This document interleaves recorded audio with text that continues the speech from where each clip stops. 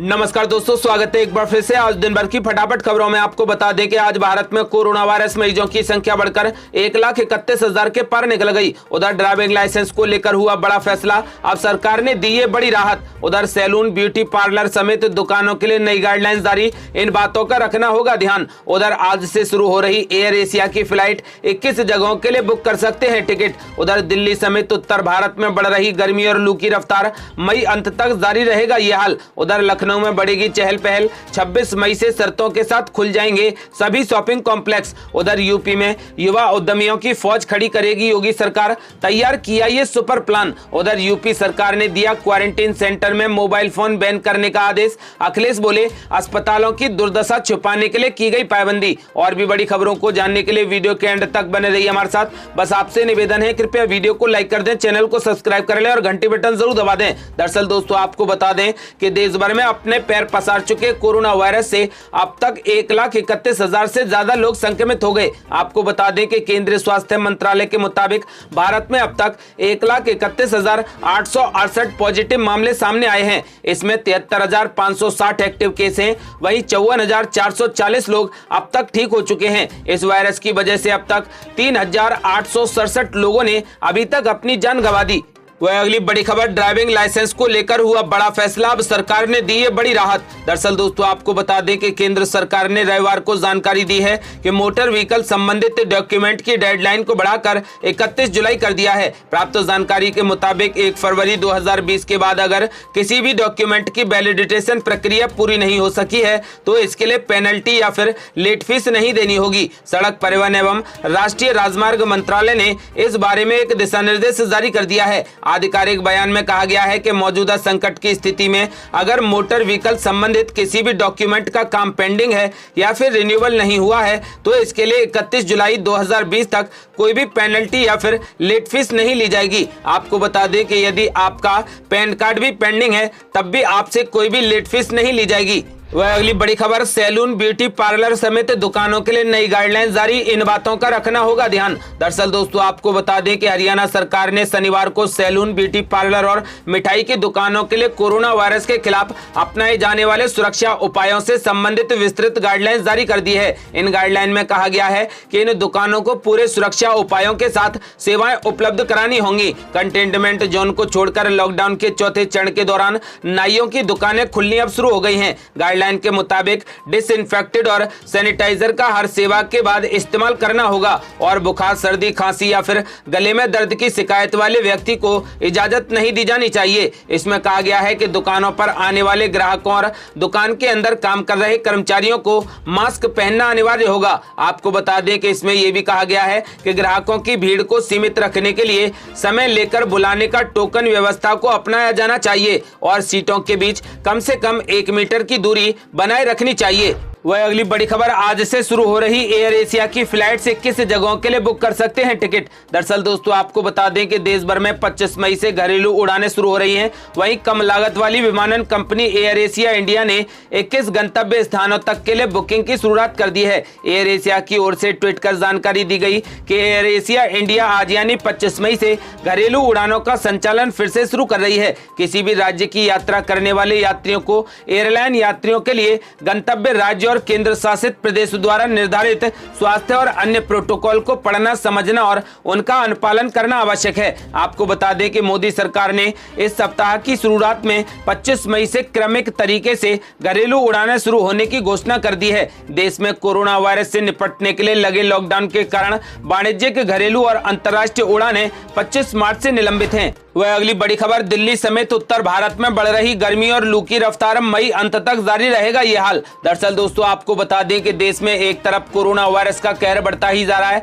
और दूसरी तरफ गर्मी ने भी अपना असर दिखाना शुरू कर दिया है। पिछले एक हफ्ते में राजधानी दिल्ली समेत उत्तर भारत में तापमान तेजी से बढ़ा है। शनिवार 23 मई को दिल्ली का तापमान 44.7 डिग्री तक रिकॉर्ड किया गया, जो इस सीजन में अब तक का सबसे गर्म दिन था। आपको बता दें कि वही रविवार को दोपहर 3 बजे तक दिल्ली का तापमान 45 डिग्री तक पहुंच गया। आपको बता दें कि जबकि देश में सबसे ज्यादा गर्म इलाकों में आने वाले चुरू में रविवार का तापमान 45 डिग्री रहा। हालांकि देश में रविवार को सबसे ज्यादा तापमान मध्य प्रदेश के खजुराहो में रिकॉर्ड किया गया, जहां पर पारा 47 डिग्री तक पहुंच गया। जबकि झांसी और आगरा जैसे शहरों में भी गर्मी का आंकड़ा 46 डिग्री तक पहुंच गया। आपको बता दें कि वही मौसम विभाग के मुताबिक इस महीने के अंत तक ज्यादातर हिस्से में गर्मी का यही हाल रहेगा। कम से कम 28 मई तक तापमान बढ़ेगा और लू भी चलती रहेगी। हालांकि मई के आखिरी दिनों में प्री मानसून वर्षा का आखिरी दौर आएगा, लेकिन वो भी ज्यादा राहत नहीं देगा। वह अगली बड़ी खबर, प्रवासी मजदूरों को लेकर यूपी सरकार ने उठाया बड़ा कदम, बनाएगी प्रवासी आयोग, श्रमिकों को मिलेगी ये गारंटी।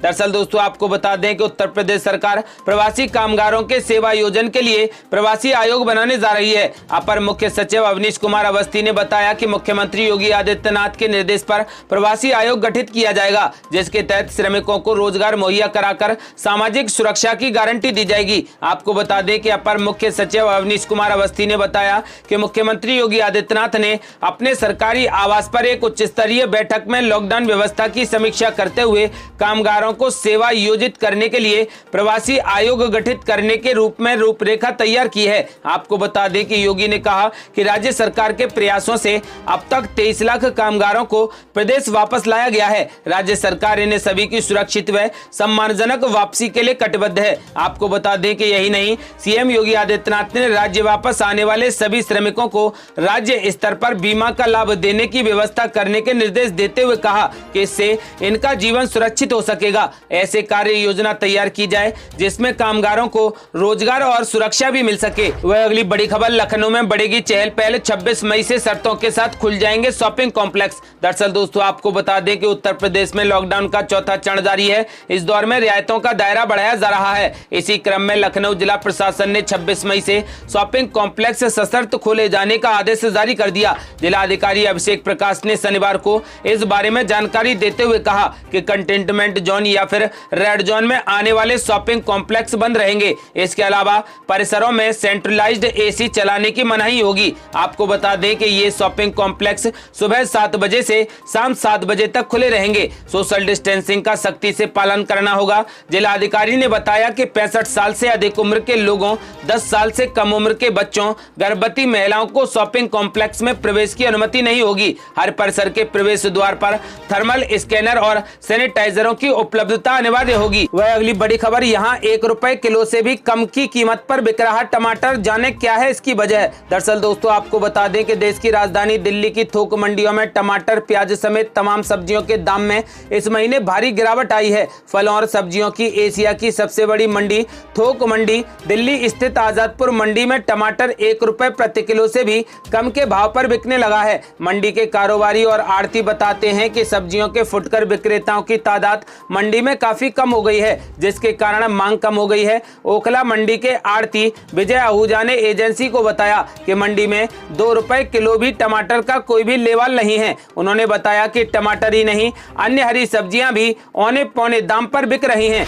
वह अगली बड़ी खबर, उत्तर प्रदेश में युवा उद्यमियों की फौज खड़ी करेगी योगी सरकार, तैयार किया ये सुपर प्लान। दरअसल दोस्तों आपको बता दें कि कोरोना के खिलाफ जंग में लॉकडाउन के बीच उत्तर प्रदेश की योगी सरकार एक साथ कई मोर्चों का सामना करती दिख रही है। चाहे वह कोरोना जांच हो, प्रवासियों की घर वापसी हो, खाद्यान्न की व्यवस्था करनी हो, सुरक्षा का मामला हो या फिर रोजगार से जुड़ी कोई भी चुनौती हो, योगी सरकार सभी मोर्चों पर लगातार कोशिशें जारी रखे हुए है। इसी क्रम में अब सरकार ने यूपी में युवा उद्यमियों की फौज खड़ी करने की तैयारी कर ली है। इसके तहत मुख्यमंत्री योगी आदित्यनाथ की योजना है कि प्रदेश के विश्वविद्यालयों और महाविद्यालयों के पाठ्यक्रम में स्टार्टअप को नए विषय के तौर पर जोड़ा जाए। दरअसल सीएम योगी का फोकस है कि नौजवानों को जॉब सीकर नहीं बल्कि जॉब प्रोवाइडर बनाया जाए। आपको बता दें कि सरकार स्टूडेंट्स को खुद का उद्यम स्थापित करने के लिए प्रोत्साहित करेगी। योजना यह है कि ग्रेजुएट और पोस्ट ग्रेजुएट के फाइनल ईयर में स्टूडेंट को 1 साल की स्टडी लीव दी जाएगी। आपको बता दें कि ताकि स्टडी लीव के दौरान स्टूडेंट इंटर्नशिप कर सके।